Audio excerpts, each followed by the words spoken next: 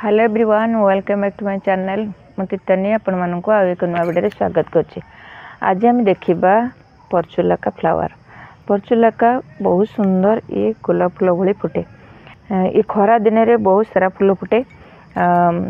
आपण माने जदी एमती परचुलाका लगे चंते ताहले जदी बड़ हो जाउची डाळ ताले एमती सब काटिकरी अलग अलग जगह रे लगे दियंतु। जदी सब प्रकार रो गोटे गोटे कुंड रे लगे दियंतु बहुत सुंदर लागिबो परचुलाका।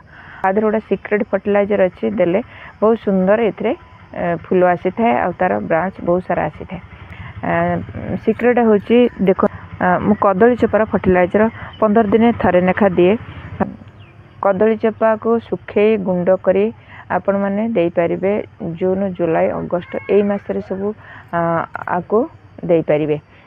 देखो पानी बहुत हेले एभली भाव में गछ खाली बढ़ी जीव किंतु फूल आसबनी। पानी खूब कम दरकार हुए ताकू निहाती सेमिसेड रे रखंतु वर्षा रे रखंतु नाही। वर्षा दिन रे गुंडर कंपोस्ट करके दियंतु। जे कोनोसी काउडंग कंपोस्ट हो फूल को सुखे गुंड करके तार कंपोस्ट हो किंबा कदली चपा को सुखे तार गुंड को दियंतु।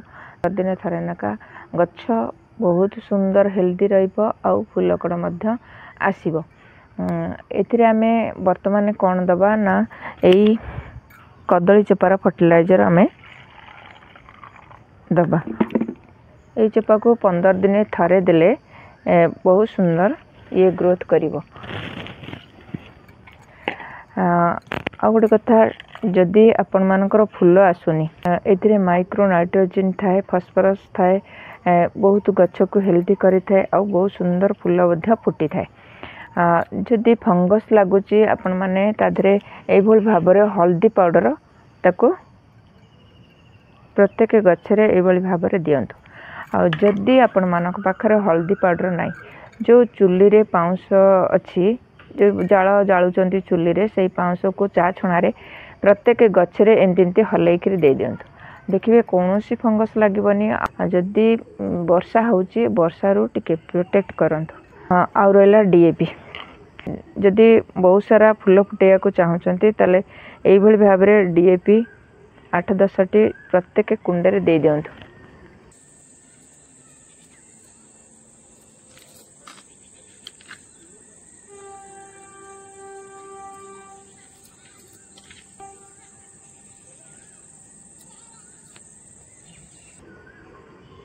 देखिए ये सुंदर सुंदर आसीजिवो तार ब्रांच आउ फूल कड़ मध्य प्रचुर आसीबो। मु सब प्रकार गोटे गोटे कलर रखी। ऑरेंज कलर गोटे अच्छी आ गोटे लाइट कलर अच्छी गोटे एमती धला अच्छी आउ ये पर्पल कलर भी अच्छी। बर्तमान फूल फुटी मौली जाइछि किछिटा मौली जाइछि आउ किछि बर्तमान अच्छी। आपणक बारी जदि एई भली भाव रे अच्छी तार ढाल काटी अलग जगह रे लगेई करी बहुत सारा प्रस्तुत कर दियंतु तार गछ आउ फूल बहुत सारा नियंतु। ये बगीचा को बहुत सुंदर करे लवली फुटे। आपण पाखरे नाई जे कोनसी जगह रे अछि खंडे एडिकी टिके डाळ आनी लगे देले ये बहुत सुंदर ग्रोथ करी थाए।